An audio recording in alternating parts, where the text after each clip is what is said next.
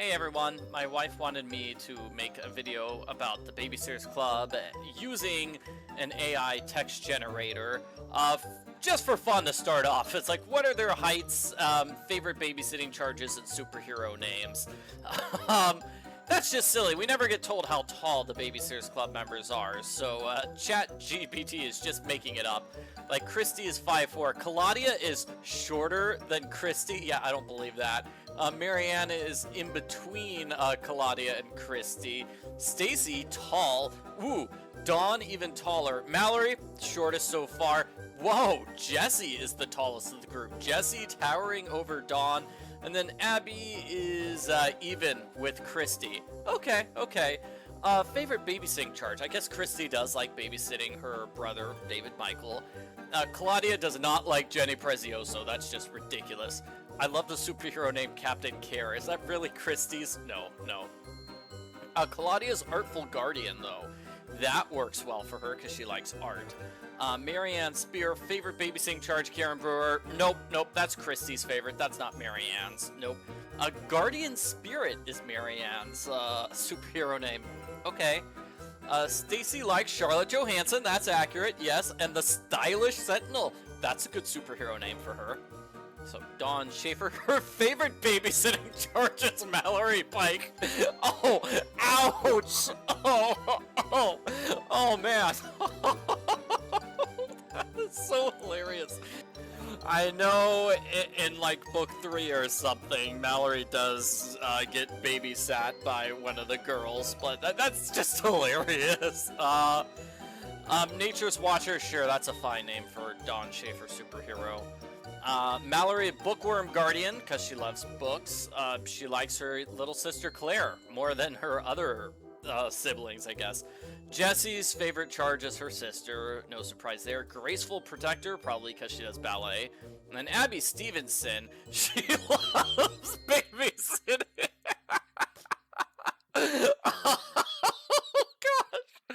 Okay, so clearly what happened is that the AI just thinks, hey, if you've got a brother or a sister, that's your favorite person to watch, and that makes sense.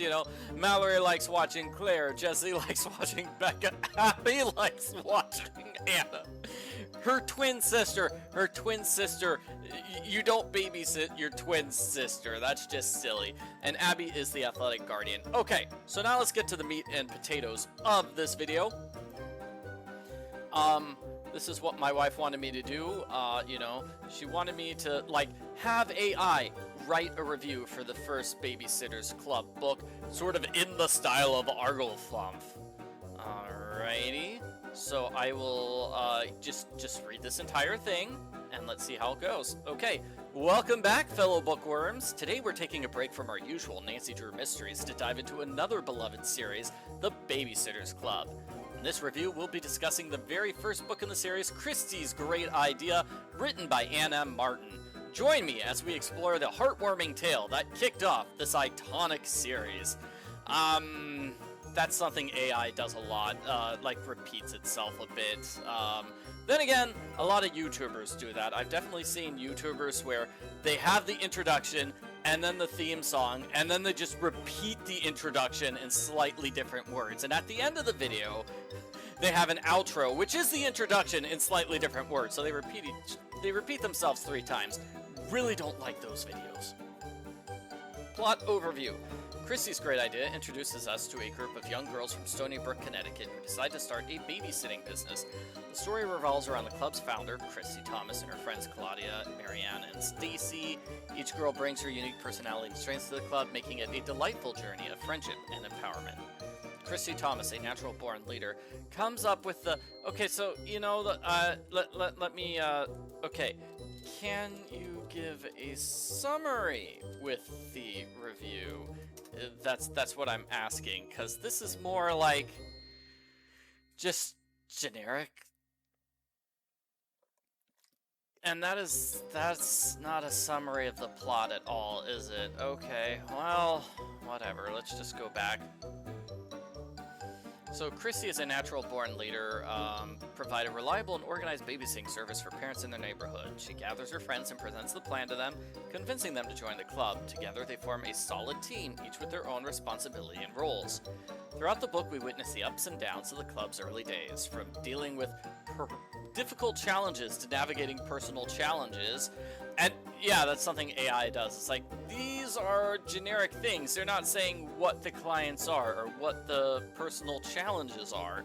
The girls learn valuable lessons about responsibility, communication, and the importance of friendship. The story beautifully captures the essence of adolescence, showcasing both the triumphs and trials these young girls face. Character development. Ooh, is that a section that I'm supposed to include in book reviews? Because I haven't. One of the highlights of Kristy's great idea is the well-developed and relatable cast of characters. Kristy, the club's founder, is a strong-willed and determined leader, though sometimes a little stubborn. Claudia, the artistic member of the group, adds a touch of creativity and quirkiness to the club. Is Claudia really the quirky one, though? I mean, I know she dresses kind of, like, wild, but I really wouldn't describe her as, like, the quirky comedy relief of the group. Marianne, the shy and thoughtful girl, undergoes significant personal growth as she gains confidence through her involvement in the club. Stacy, the fashionable New Yorker, brings a cosmopolitan charm and keen eye for style to the group.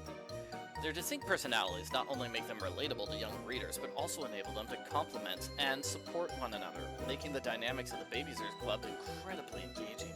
The girls' relationships and individual struggles are depicted with authenticity, creating a sense of camaraderie that resonates with readers of all ages. Themes. Several essential themes. Oh man, let's hear about these literary themes. It makes it a meaningful read for young readers. Friendship is at the core of the story, demonstrating the power of unity and support. You notice how that doesn't have anything at all about, like, Watson, or which is one of the major stories of Kristy's great idea. Like, Kristy's mom is going to get married to this guy that Kristy doesn't really like, and that's not at all here at all. Kristy's great idea touches on several themes, making it a meaningful read for young readers. Friendship's the core of the story, dedication to each other, commitment to the Babysitters Club, serve an inspiring examples. See, this is stuff that was just said earlier. Like I said, they just kind of repeat. It just repeats itself in slightly different words. Responsibility is a significant theme. Ooh. As the club members take on jobs and face various obstacles, they learn about the importance of being dependable and trustworthy. Through their experiences, the girls discover the value of making and keeping promises, even when it's not always easy. So, like, what was the storyline in the first book, which was all about, hey, you gotta keep your promises? I don't know. Empowerment's another theme that shines through. It encourages young readers to pursue their passions, takes initiatives, and believe in themselves. Kristy's determination to start the club, despite initial setbacks, exemplifies the power of a great idea and the potential for young minds to make a difference. Let me ask this question. So what are the initial setbacks the club faces? Because that's been mentioned twice. I want to find out more about these setbacks. Writing style, accessible, engaging, perfect for the target audience of middle school readers, clear, straightforward, letting people follow the story easily, strikes a balance between lighthearted and addressing more serious topics. So, initial setbacks the club faces. Lack of clients. Okay, they struggle to find clients. People are aware of their services, making it difficult for them to secure Babysitters Club. So they promote their business. Yeah, I'd say that happens, yeah. Organizational issues. The 4 members of the club coordinating their schedules and managing appointments becomes a challenge. That really isn't something that's in the first book. That happens in book like number 100 when Jesse's ballet classes switch days.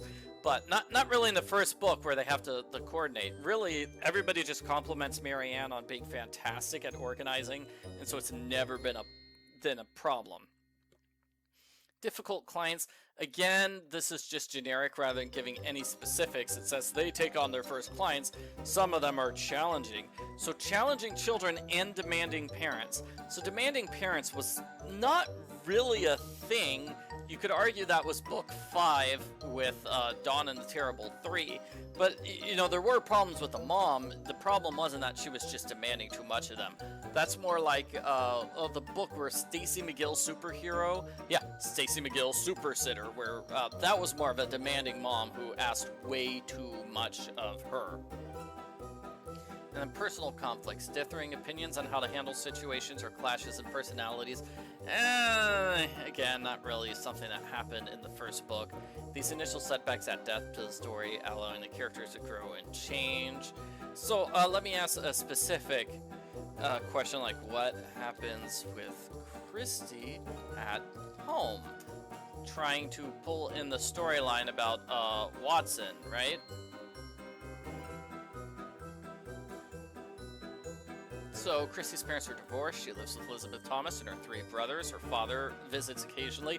No, never. At the start of the book, she's frustrated with her mother's struggle to find a sitter for David Michael. And again, nothing about Watson, who is the main, that's the main, well, I wouldn't say the main storyline of the book, but let's say it gets like a third of the book is Kristy dealing with the fact that her mother is getting remarried. And that's not at all here in this book review.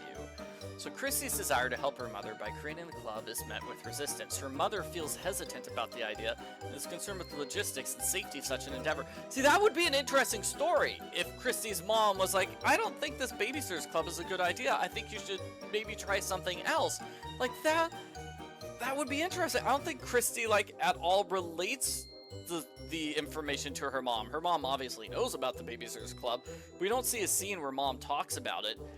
Which is interesting because at the start of every book, they do retell the story that mom couldn't find a babysitter for David Michael. So I think mom would be very interested in starting the club, but she's not really involved in that. So the challenges and changes Kristy faces at home play a significant role in shaping her character and motivating her desire.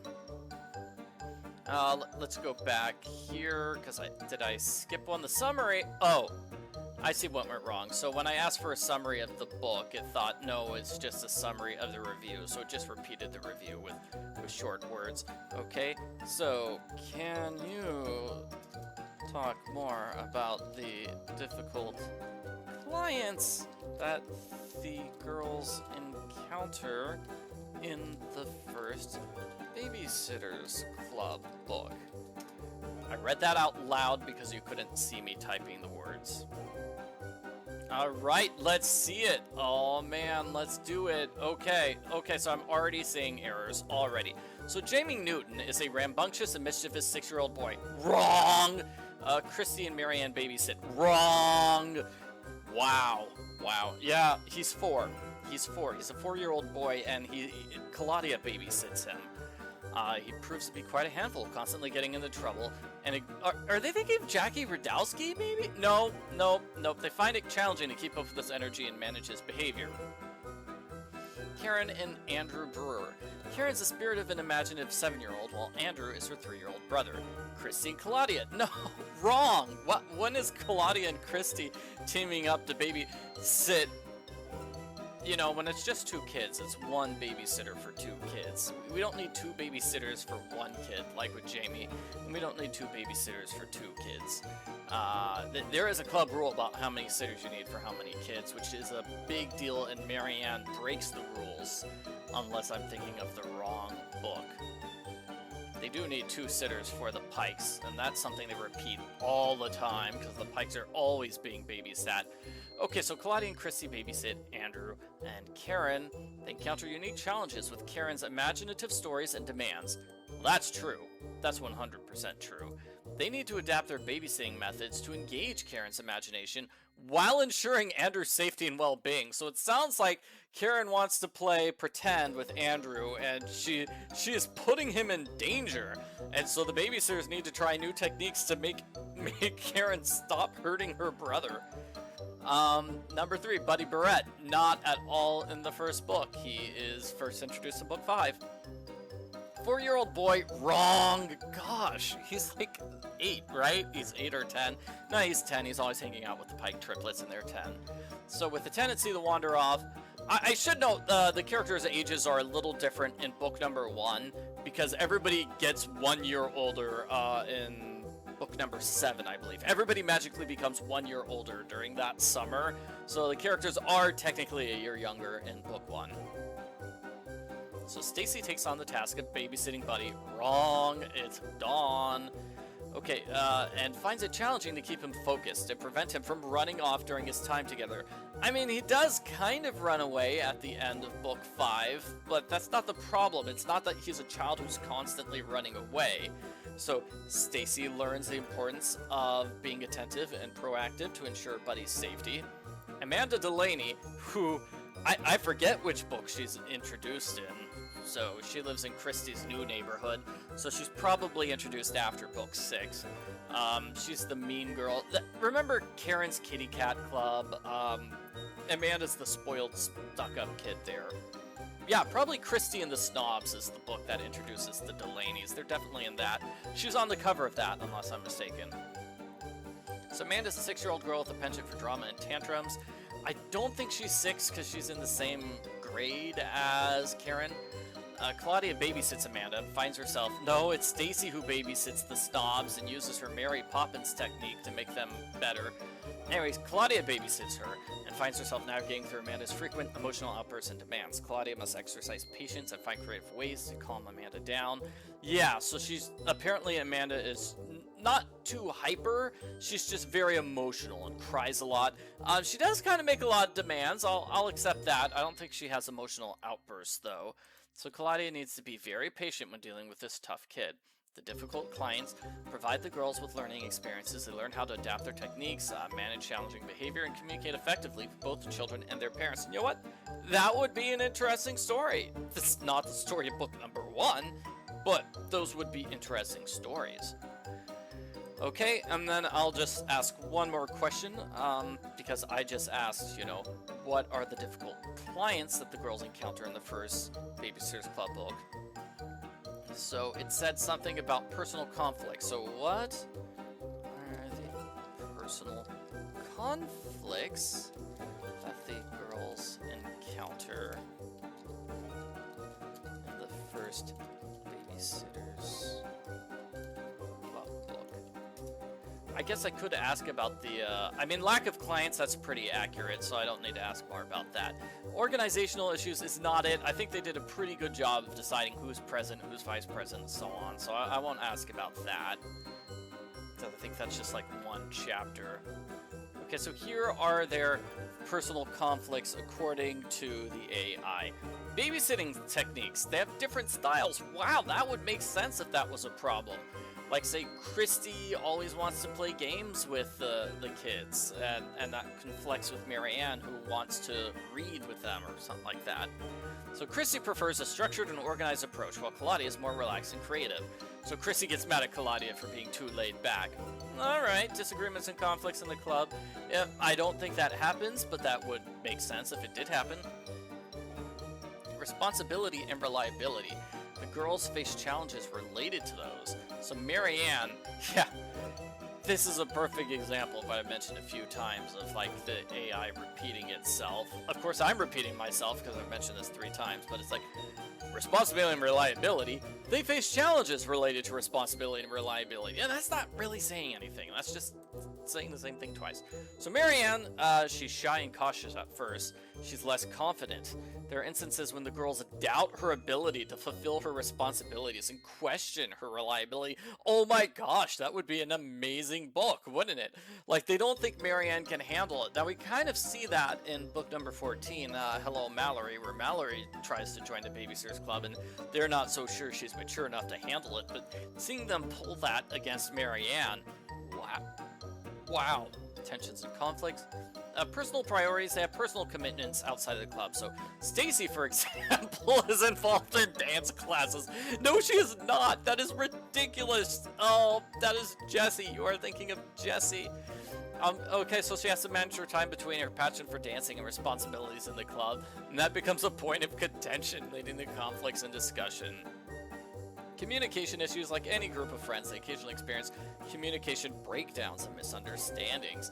There are instances where miscommunications occur, leading to hurt feelings and conflicts. The girls must learn to communicate openly and honestly, resolving conflicts through effective dialogue and understanding. Alright, So they provide growth and development for the Babysitters Club. They realize that the differences of strengths. Okay, and how about one more question? What happens in the final 2 chapters? The chapters are titled, oh man. Wow. The final 2 chapters, I mean, the chapters don't have titles in the series, so this is just silly. They have significant breakdowns, but they recur. So the club members face conflicts and misunderstandings. Oh man. Yeah, again, just so generic and not even what happens in the book. Kristy feels responsible, so she tries to bring the club back together, which is the name of the chapter. She organizes a meeting at Claudia's house where they openly discuss their grievances and resolve their conflicts through honest communication. The girls realize the value of their friendship and strengthen their bond. So they reconcile, and there's a renewed commitment to the Babysitters Club. Last chapter, Babysitters Club in Business officially launches its babysitting service with renewed determination. They create a business plan and design a logo for the club. Wow, in the last chapter? Really? They face their first business challenges, including demanding clients, managing schedules, and it's just repeating itself. And all of that happened in the last chapter. Wow, how long is the last chapter? By the end of the chapter, the club has a reputation. Okay, so I'm just gonna ask one more question. Can you give me a list of all the chapter titles?